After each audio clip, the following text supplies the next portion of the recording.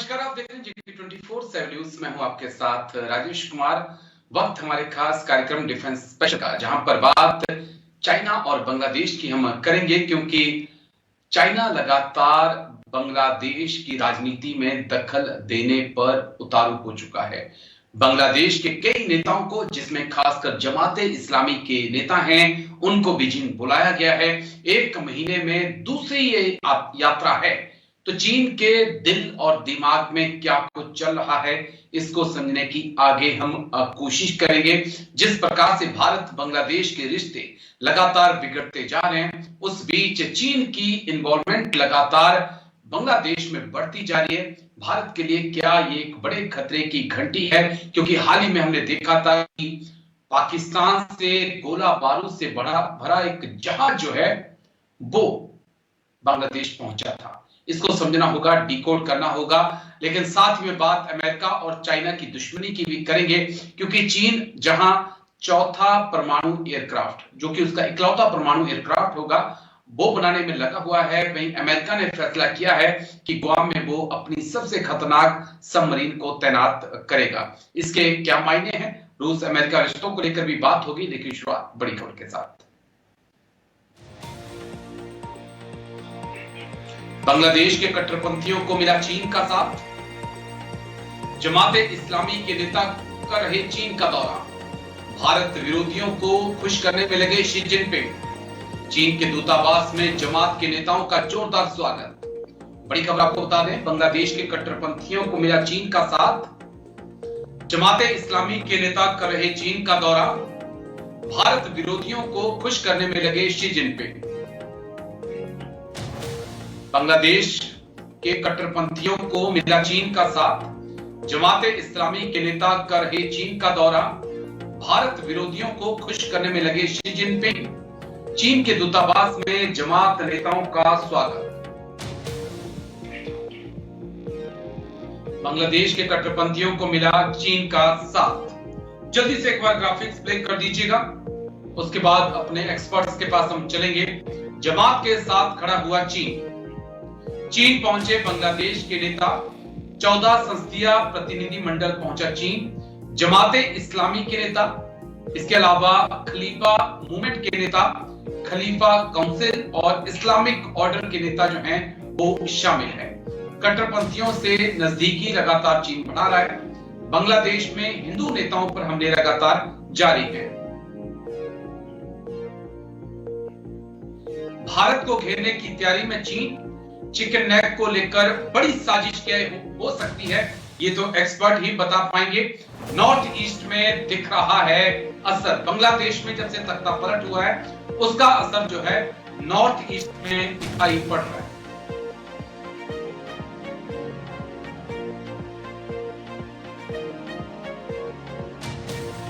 चलिए, तो ये बड़ा अहम मुद्दा जिस पर आज चर्चा की शुरुआत करेंगे हम। हमारे साथ दो खास मेहमान चर्चा में जुड़ चुके हैं। जाने माने डिफेंस एक्सपर्ट मेजर जनरल राजन कोचर सर हमें ज्वाइन कर चुके हैं। बहुत बहुत शुक्रिया सर।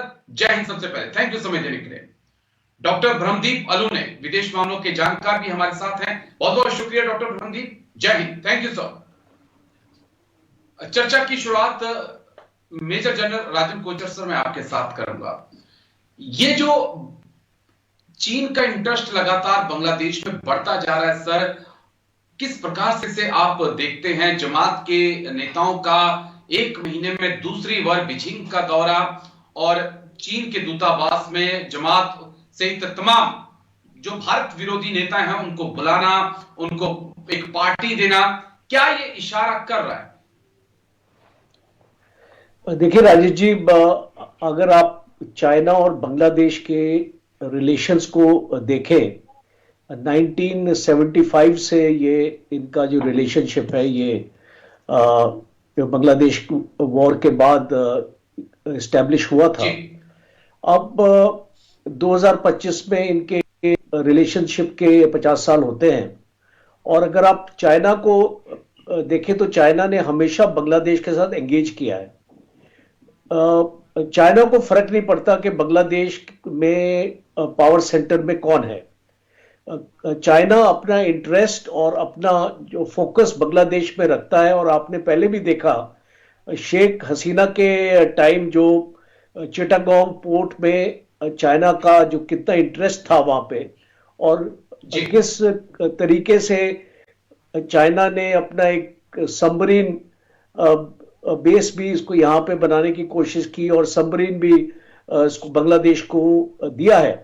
तो मैं ये मानता हूं कि चाइना एक हमेशा एक फ्यूचर इन्वेस्टमेंट में बिलीव करता है, और आज चाइना ने ये जो आपने देखा कि चाइनीज एम्बेसी में जो चाइनीज एम्बेसडर है याओ वेन, इसने जमात इस्लामी के साथ साथ हिफाजत ए इस्लाम बांग्लादेश, खिलाफत मजलिस, इस टाइप के जितनी भी इस्लामिक पार्टीज हैं बांग्लादेश में, इनको एम्बेसी में एंगेज किया है।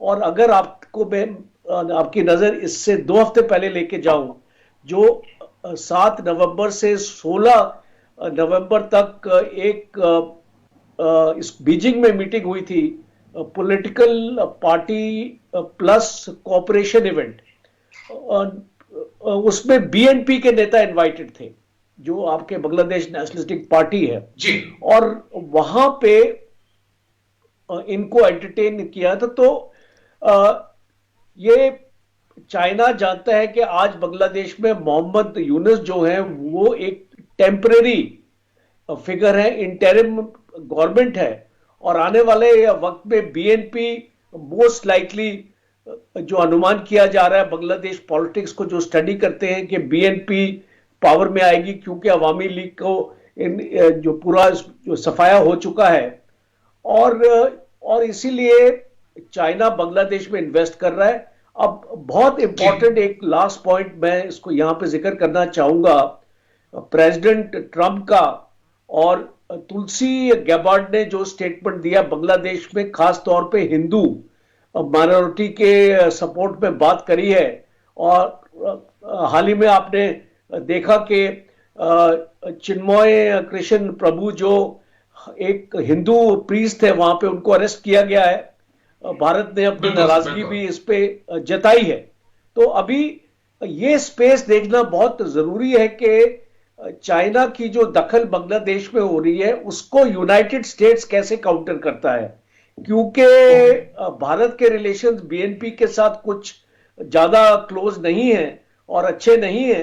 तो आने वाले हम यूनाइटेड स्टेट्स का रुख भी देखना इसको चाहेंगे कि वो चाइना की ये जो इंटरफेरेंस हो रही है, अभी हम देख रहे हैं इन पॉलिटिकल पार्टीज के साथ, चाइनीज गवर्नमेंट जो किस तरीके से अपनी नजदीकियां बना रही है, तो आने वाले वक्त में हमको इसको ऑब्जर्व करना पड़ेगा। राजेश, ठीक है, मैं फिर आता हूं सर आपके पास। डॉक्टर परमदीप अलूने, मैं आपके पास आ रहा हूं, आपका पॉइंट ऑफ व्यू जानना चाहूंगा सर। चीन पाकिस्तान की नजदीकियां भारत के लिहाज से आप कैसे देखते हैं? लेकिन बीच में एक चर्चा और बहुत तेज हो रही है कि मोहम्मद यूनुस को भी अब हटाने की चर्चा चल रही है, क्योंकि कहा जा रहा है कि मोहम्मद यूनुस के आने के बाद बांग्लादेश अस्थिर हो चुका है, हालात बद से बदतर होते जा रहे हैं, और अब एक नया चेहरा, एक नया मोहरा ढूंढा जा रहा है। तो क्या ये बांग्लादेश की आवाम ढूंढेगी या इसको ढूंढने का काम भी अंकल सैम ही करेंगे? राजेश जी, देखिए, बांग्लादेश और चीन में बहुत सारे साम्यताएं हैं। दरअसल चीन एक साम्यवादी देश है, और वो वैसे ही मुसलमानों को कुचलता है जैसे इस्लामिक देश में हिंदुओं को कुचला जा रहा है। तो साम्यवाद भी आक्रामक होता है और इस्लामिक कट्टरवाद भी आक्रामक होता है। तो एक ये साम्यता देखी जा सकती है। दूसरी बात यह है कि चीन को मानवाधिकार जैसी चीजों से कोई सरोकारी नहीं। तीसरी बात यह है कि चीन जो है वो अपने फायदों के जो उसकी जो रणनीति है वो इस पर आधारित है कि वह कैसे दुनिया की आर्थिक महाशक्ति बने, और इसके लिए वह यह पसंद करता है कि कैसे सत्ताओं को बेदखल कर दिया जाए और उसके बाद अपने आर्थिक हितों की पूर्ति की जाए। जैसे सत्ता से हटने के ठीक पहले शेख हसीना भारत के बाद चाइना गई थी और चाइना से बेरंग लौट आई थी, और उसी के बाद इनकी सत्ता गिर गई। इसके बाद आप ये शायद आपको याद होगा कि चीन की जैसे बांग्लादेश में सरकार गिरी, उसके दूसरे या तीसरे दिन ही चीन के राजदूत जो थे वो जमात इस्लामी के कार्यालय में चले गए थे। और ऐसा 2010 के बाद पिछले 23-24 साल में कोई भी जमात इस्लामी के कार्यालय में नहीं गया था, लेकिन चीन के राजदूत वहां पर चले गए। मतलब कितना डेवलपमेंट हुआ। उसके बाद सितंबर में जब यूनुस संयुक्त राष्ट्र गए थे, तो वहां पर संयुक्त राष्ट्र की बैठक में शामिल होने गए थे। तो वहां पर उन्होंने चीन के विदेश मंत्री से मुलाकात भी की थी। तो कुल मिलाकर बात यह है कि चीन जो है वो बेहतर है, जिसके बारे में सर्वे भी बात कर रहे थे। चीन जानता है कि अपने हितों का संवर्धन कैसे करना, उसको किसी देश की सत्ता से कोई मतलब नहीं है, उससे कट्टरपंथी इस्लामिक तत्वों से इसलिए कोई गुरेज नहीं है कि चीन का धर्म से कोई लेना देना नहीं है। और दूसरी बात यह भी है कि चीन के लिए फायदेमंद इसलिए भी होता है क्योंकि चीन जिस प्रकार से अपने देश में मुस्लिमों को रोंदता है, तो चीन की मानव अधिकारों को लेकर यूरोपियन कंट्रीज बहुत गहरी आलोचना करती रही है, अमेरिका आलोचना करता रहा है। लेकिन दिलचस्प यह है कि उस पर न तो इस्लामिक ऑर्गेनाइजेशन कभी चर्चा करता है, न बांग्लादेश की ओर से कभी आवाज उठती है, न सऊदी अरब कभी कहता है, न पाकिस्तान कुछ कहता है। अब जहां तक आपका दूसरा सवाल है कि क्या बांग्लादेश में सत्ता बदल सकती, बेशक देखिए अब जो है 80-85 साल के तकरीबन हो गए मोहम्मद यूनुस, और मोहम्मद यूनुस एक चेहरा थे जो कोशिश की गई थी कि वो लोकतांत्रिक चेहरा हो, लेकिन कट्टरपंथी ताकतों का कोई लोकतांत्रिक चेहरा नेतृत्व कैसे कर सकता है। और नोबेल पुरस्कार विजेता जो है मोहम्मद यूनुस, मुझे लगता है कि अभी वो अंतर्द्वंदों से घिरे होंगे, क्योंकि वो तो अपनी नीतियों को सामने ला ही नहीं पा रहे। और अगली बात यह भी कि ना कि जमात इस्लामी जो है, जिसके चीन से इतने मजबूत संबंध है, यदि चीन को अपने देखिए यहाँ पर एक महत्वपूर्ण बात और मोहम्मद यूनुस ने एक बात और कही कि वो शेख हसीना के दौर में जो परियोजना है उन पर पुनर्विचार की बात कर चुके हैं। और चीन जो है वो तकरीबन $6 अरब जो है उनका बांग्लादेश में इन्वेस्टमेंट है, जिसमें ऊर्जा भी है, जिसमें पुल भी है, जिसमें बिजली परियोजनाएं भी है। तो यदि जमात इस्लामी का कोई कट्टरपंथी चेहरा देश का नेतृत्व करता है, तो चीन के लिए ज्यादा हित में होगा, चीन की आर्थिक महत्वाकांक्षा ज्यादा बेहतर तरीके से काम करेगी। इसलिए मुझे लगता है कि चीन के सहयोग से आने वाले समय में कट्टरपंथी चेहरे को आप बांग्लादेश का नेतृत्व करते हुए देख सकते हैं। मैं आपसे और डीपली चीजों को समझने के लिए मेजर जनरल राजन कोचर सर, मैं आपके पास आ रहा हूं। मैंने एक पॉइंट अपने ग्राफिक्स के दौरान कहा कि ये चिकन नेक के लिए भी एक चीन की साजिश हो सकती है। जिस प्रकार से हमने डोकलाम के आसपास चीन को एक्टिव देखा है, और जिस प्रकार से बांग्लादेश के अंदर से ही ये आवाजें उठी हैं कि चिकन नेक को हम तोड़ सकते हैं, उस पर भारत पर प्रेशर बना सकते हैं, उससे जोड़ते हुए नॉर्थ ईस्ट में जो हिंसा अब भड़कने लगी है, खासकर मणिपुर में हालात हम देख रहे हैं। और अगर पाकिस्तान का भी एग्जांपल लें तो पाकिस्तान के अंदर जो हथियार मिलते हैं, गोला बारूद, ग्रेनेड, स्टील बुलेट, सब चीन की सप्लाई होती है। तो क्या हमें अब नॉर्थ ईस्ट को लेकर ज्यादा एक्टिव, ज्यादा अलर्ट होना होगा, ये जो बांग्लादेश के अंदर चीन की मौजूदगी बढ़ रही है, इसको देखते हुए? बहुत अच्छा क्वेश्चन है आपका, क्योंकि ये जो बांग्लादेश में डेवलपमेंट हो रही है, हमको इसको आइसोलेशन में नहीं लेना चाहिए। हमको भूटान में भी देखना चाहिए कि भूटान में क्या हो रहा है, हमको म्यांमार में भी देखना चाहिए म्यांमार में भी क्या हो रहा है, और हमको नेपाल में भी देखना चाहिए उसको वहां पे क्या हो रहा है। ये चारों जो क्षेत्र हैं ये बहुत ही सेंसिटिव हैं भारत की सिक्योरिटी के लिए। और खास तौर पे अगर हम नॉर्थ ईस्ट की बात करें तो उसमें बांग्लादेश, म्यांमार और भूटान, ये 3 कंट्रीज हैं जिसके बॉर्डर्स हम जो हमारे साथ आप मान सकते हैं कि ओपन बॉर्डर्स हैं। यहाँ पे आपको फेंसिंग नहीं मिलेगी, यहाँ पे इस तरीके की आपको फौज की डिप्लॉयमेंट नहीं मिलेगी, आपको यहाँ पे उसको ज्यादातर बीएसएफ के फॉरवर्ड आउटपोस्ट आपको नजर आएंगे। तो भारत की अगर आप हिस्ट्री में चले जाएं और शेख हसीना के टाइम की सिचुएशन को अगर आप एनालाइज करें, तो बांग्लादेश में खास तौर पे बांग्लादेश आर्मी इंश्योर कर रही थी कि वहां पे कोई भी टेररिस्ट कैंप्स नहीं है, और वो जो एरिया है वो काफी सेफ माना जाता था। As a matter of fact कुछ भारत के ऐसे भी गांव हैं जो बांग्लादेश के अंदर भी जो पॉपुलेशन जो उनकी एक्चुअली बसी हुई है, तो इस टाइप का जो एक होमोजेनिटी हमको देखने को मिली थी। और अगर आज बांग्लादेश के बॉर्डर अगर होस्टाइल हो जाते हैं या ऐसी बांग्लादेश की जो फौज है वो एक्सट्रीमिस्ट को, और जो हम मणिपुर में देख रहे हैं, और अभी हमारा जो एंटेना है वो मिजोरम और नागालैंड में भी इस प्रकार की गतिविधि हमको इसको दिखाई देती है। और अगर इसमें चाइना की इन्वॉल्वमेंट, जो हमारी जो एनआईए है उसने इसके ऊपर एक अपनी एक सीक्रेट रिपोर्ट है जिसमें चाइना की इन्वॉल्वमेंट साफ आती है।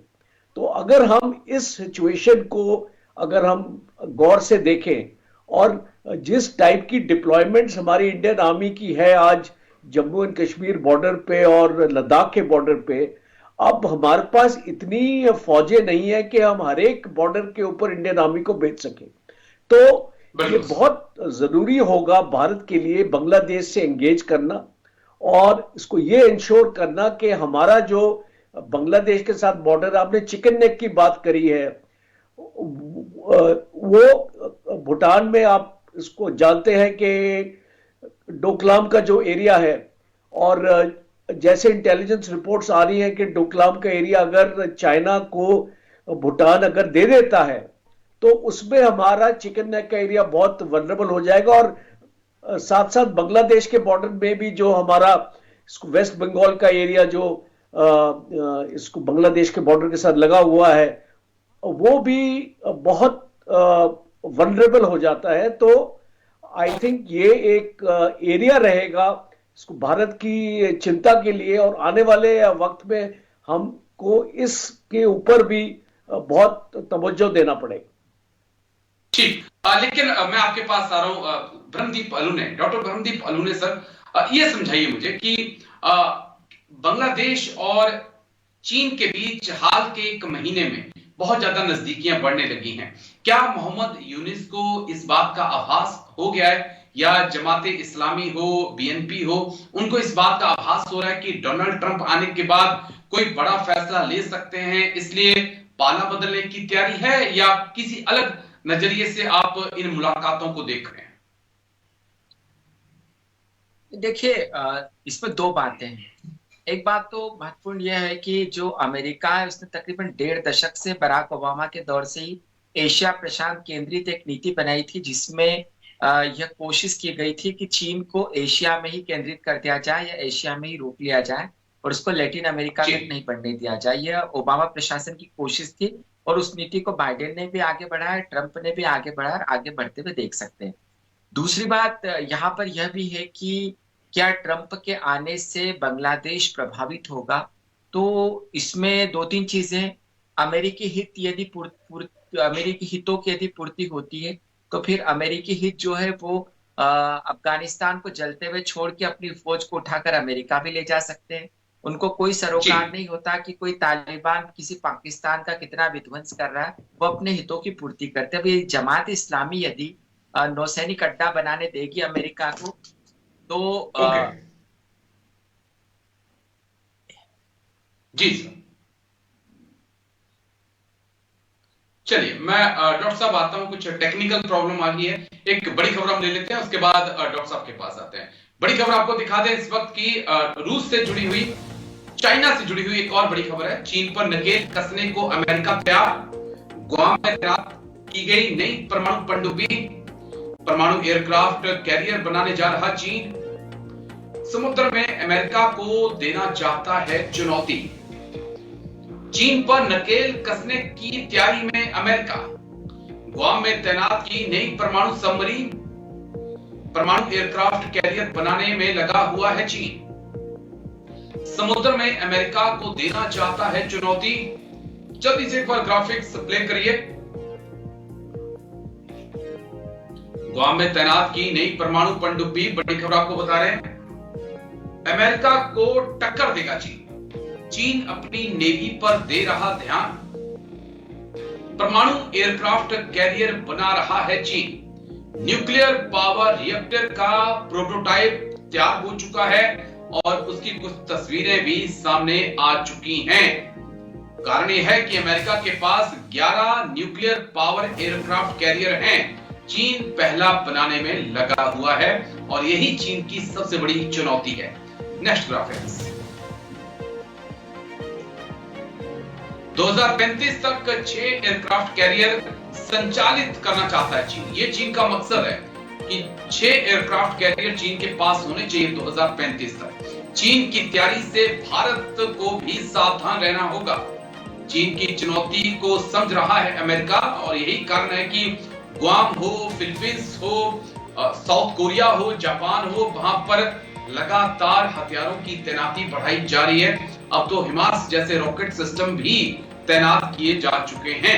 अब समझना होगा ये क्या वाकई में एक बड़े टकराव की तरफ चाइना और अमेरिका बढ़ रहे हैं। लेकिन चीन की क्या चुनौती ये भारत के लिए नहीं होगी, इसको भी समझेंगे। सीधा मेजर जनरल राजन कोचर सर के पास हम चलेंगे। सर, किस प्रकार से देखते हैं, खबरें बहुत जोर से चल रही हैं कि चाइना अपने पहले न्यूक्लियर पावर एयरक्राफ्ट कैरियर पर काम बहुत तेजी से कर रहा है और वो चाहता है कि कम से कम 2035 तक 3 से 4 ऐसे उसके पास एयरक्राफ्ट कैरियर हों। तो क्या ये जो चुनौती है ब्लू वाटर नेवी बनने की जो चाहत चीन की है, क्या ये सिर्फ अमेरिका के लिए एक चुनौती है या इसका असर हिंदुस्तान?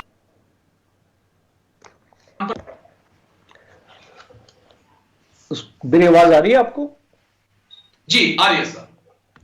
अच्छा, तो इसको बेसिकली आपके व्यूअर्स को समझना पड़ेगा कि ये ब्लू वाटर नेवी क्या होती है और सुपर पावर्स अपनी क्षमता में ब्लू वाटर नेवी को क्यों अपने ऑपरेशनल और स्ट्रेटेजिक प्लान में शामिल करते हैं। ब्लू वाटर नेवी का मतलब होता है कि आपकी जो नेवल फोर्स है वो जो आपके जो मैरीटाइम शोर्स है या आपकी जो इस मैरीटाइम बाउंड्री है वो उससे हजारों किलोमीटर दूर भी ऑपरेशंस को और अपनी डोमिनेंस को इन्फ्लुएंस कर सके। चाइना का अगर इसको एग्जांपल ले तो चाइना की स्ट्रेटेजिक सोच क्या है कि चाइना साउथ चाइना सी से भी आगे जाके इंडो पैसिफिक और इंडियन ओशन में डोमिनेट कर पाए, क्योंकि चाइना के जितने भी ट्रेड रूट्स हैं वो इंडियन ओशन से, मलक्का स्ट्रेट से और इंडो पैसिफिक से इसको निकलते हैं, क्योंकि मोर और लेस चाइना एक लैंड लॉक्ड कंट्री है और सी ट्रेड्स पे चाइना का मोर देन 90% जो सस्टेनेंस है वो है सी ट्रेड पे। अब आप न्यूक्लियर पावर्ड रिएक्टर्स और सबमरीन्स पे आ जाते हैं। आज चाइना में एक जगह है जिसका नाम है लेशन। ये सिंजुआन प्रोविंस में है और जो सैटेलाइट इमेजेस यूएसए ने कैप्चर करी हैं, यहां पे एक चाइना का 701 इंस्टीट्यूट है, वहां पर ये एयरक्राफ्ट कैरियर जो हम न्यूक्लियर्स को बोल रहे हैं इसको वहां पे तैयार हो रहा है। अब ये एक aircraft carrier large surface worship है जिसकी स्पीड 55 किलोमीटर एन आवर है और ये महीनों तक इसको रिफ्यूलिंग की जरूरत नहीं है। इसका मतलब अगर इसको आप अपने इस कंट्री से अगर दूर भी ऑपरेट करें और खास तौर पे इंडियन ओशन और इंडो पैसिफिक में इसको लेके आए तो ये वहां पे आपको रिफ्यूलिंग के बिना भी आपके जो महीनों तक जो एक्शन हो सकते हैं। इसीलिए चाइना के पास आज न्यूक्लियर सबमरीन्स भी हैं जो सेम कॉन्सेप्ट पे चलती है।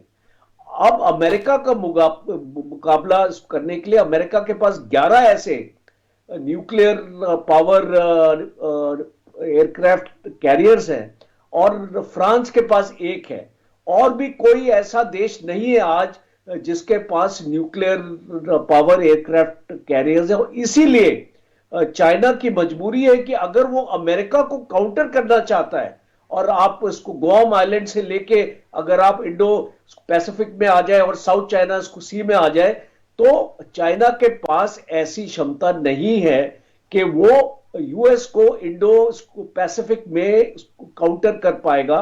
और इसीलिए चाइना का जो मास्टर प्लान 2035 है, और वो ये बताता है कि चाइना 2035 तक 6 एयरक्राफ्ट कैरियर अपने इसको नेवी में इसको इंडक्ट करना चाहता है।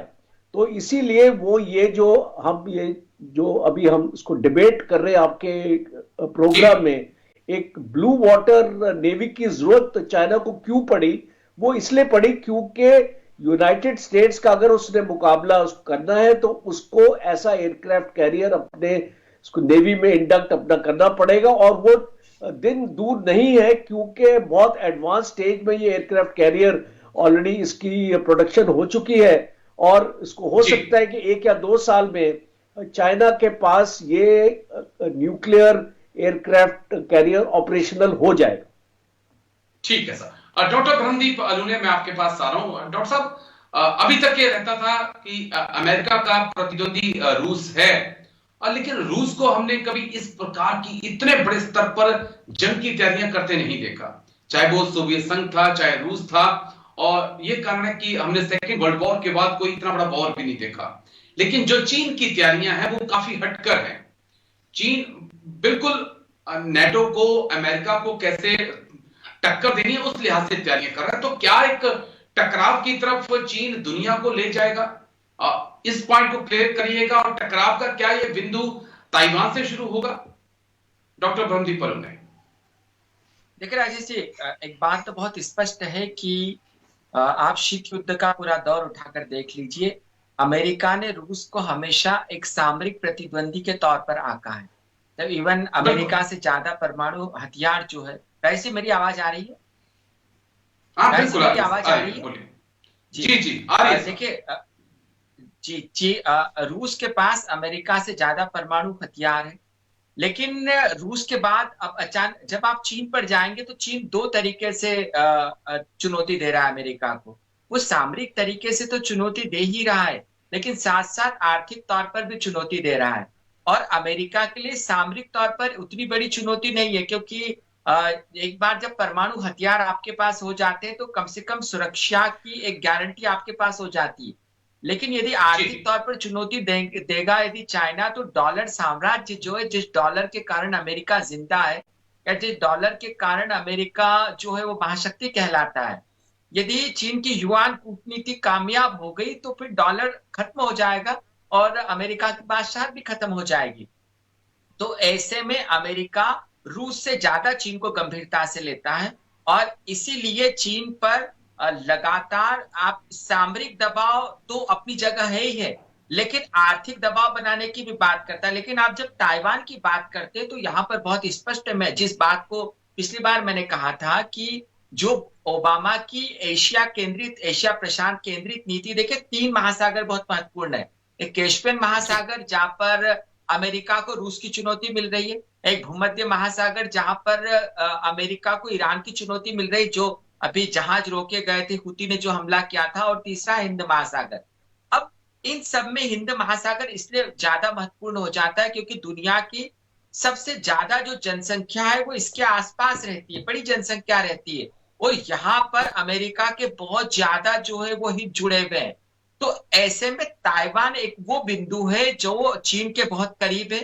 ताइवान से अपनी अमेरिका जो है वो अपनी सामरिक प्रतिबद्धता पूरी करना चाहता है, ताइवान को मदद देना चाहता है, इसके कारण क्योंकि वह चीन को दबा सके। ठीक ऐसे ही जैसे यूक्रेन को प्रोटेक्ट करने का अमेरिका का उद्देश्य यह है कि रूस को यूक्रेन तक केंद्रित कर दिया जाए, भले ही यूक्रेन का विध्वंस हो रहा, लेकिन अंततः रूस जो है वो यूक्रेन में उलझ तो गया है। तो एक प्रकार की मनोवैज्ञानिक बढ़त है अमेरिका के पास, और अमेरिका इस बढ़त में इसलिए भी कामयाब हो रहा है कि यदि चीन ने ताइवान को टारगेट किया तो जो इलेक्ट्रॉनिक चिप का जो एक बहुत बड़ा दुनिया का बाजार है, वो इलेक्ट्रॉनिक चिप जो है यदि वो बाधित होती है तो वो चीन का जो टेक्निकल पूरा का पूरा सेटअप है वो भी बाधित हो जाएगा, उसमें हथियार भी बाधित हो जाएंगे, उसमें सारी मशीनरी बाधित हो जाएगी। तो निश्चित तौर पर ताइवान को लेकर जो चीन है वो दबाव में है, लेकिन अमेरिका ने बार बार एहसास करवाया, और वह एहसास पिछली बार नैन्सी पेलोनी ने भी करवाया था, जिसने चीन के विरोध के बावजूद नैन्सी पेलोनी का ताइवान दौरा जो वो बहुत अभूतपूर्व था, और चीन को यह मैसेज भी दिया गया कि अमेरिका ताइवान के लिए किसी हद तक जा सकता है। राजेश जी। ठीक है सर, ठीक है। एक आखिरी सवाल मेजर जनरल राजन कोचर सर, जो मैं आपसे समझना चाहूंगा, भारत भी तीसरे एयरक्राफ्ट कैरियर पर काम कर रहा है। रक्षा मंत्री राजनाथ सिंह का हाल ही में एक बयान आया था कि हम तीसरे पर नहीं रुकेंगे, हम चौथे, पांचवें, छठवें तक जाएंगे। तो क्या भारत भी समझ रहा है कि ये जो चुनौती है ब्लू वाटर नेवी की, जो चीन जिस प्रकार से काम कर रहा है, ये सिर्फ अमेरिका के लिए खतरा नहीं है? इंडो पैसिफिक में अगर चीन मजबूत होता है तो ये बंगाल की खाड़ी से लेकर भारत के आसपास भी इसका एक बड़ा खतरा होगा। राजेश जी, आपकी बात बिल्कुल सही और मैं इससे सहमत हूं, क्योंकि भारत को काफी थ्रेट होगा अगर चाइना के पास 6 एयरक्राफ्ट कैरियर आ जाते हैं। अब भारत का 2035 का क्या प्लान है? भारत का फिलहाल प्लान है अपना 3rd एयरक्राफ्ट कैरियर के लिए, क्योंकि अभी जो हमारे पास एयरक्राफ्ट कैरियर्स हैं वो 40,000 से लेके 45,000 टन के हैं, और 25 से 30 फिक्स्ड हमारे जो एयरक्राफ्ट हैं वो इस पे इसको लैंड करते हैं और इस पे रहते हैं एयरक्राफ्ट कैरियर में। पर जो न्यूक्लियर पावर हम रिएक्टर की बात करते हैं वो भारत के पास नहीं है, और कन्वेंशनल एयरक्राफ्ट कैरियर भारत के पास है। दोनों हमारे पास कन्वेंशनल है आज की डेट में। और तीसरा इसकी बातचीत चल रही है जिसको 65,000 टन का एयरक्राफ्ट कैरियर, जिसमें 54 फाइटर एयरक्राफ्ट्स, इसको प्लानिंग स्टेज में अभी ये बात चल रही है। तो अगर हम ये 3rd एयरक्राफ्ट कैरियर का सोच रहे तो ये भी कन्वेंशनल होगा हमारे पास। फिर भी चाइना के साथ मुकाबला करने के लिए अगर चाइना के पास 6 हो जाते हैं तो हमारे पास 3 होंगे, पर हमारे पास ये तीनों कन्वेंशनल होंगे। इसका ये मतलब है कि इनको अपने शोर से बहुत दूर जाने के लिए, मेंटेन करने के लिए एक रिफ्यूलिंग का इशू रहेगा, और इसीलिए इसको मैं ये मानता हूं कि भारत की जो अभी पेस है इंडियन नेवी की मॉडर्नाइजेशन की वो बहुत स्लो है, और चाइना के मुकाबले हम इसको फिलहाल हम चाइना का मुकाबला जो हमारा जो नेवल पावर है हम उससे नहीं कर पाएंगे। ठीक है, बस एक आखिरी पॉइंट डॉक्टर भवनदीप अलू ने, आखिरी 1 मिनट बचा है। सर ने बड़े विस्तार से बातें कही हैं, लेकिन हमें चीन का मुकाबला करने के लिए साउथ चाइना सी नहीं जाना है। हमें लगता है कि चीन को ही इधर आना है, क्योंकि भारत किसी के ऊपर हमला नहीं करता, लेकिन जब चीन इधर आएगा तो हम उसका मुकाबला करने के लिए तैयार हैं।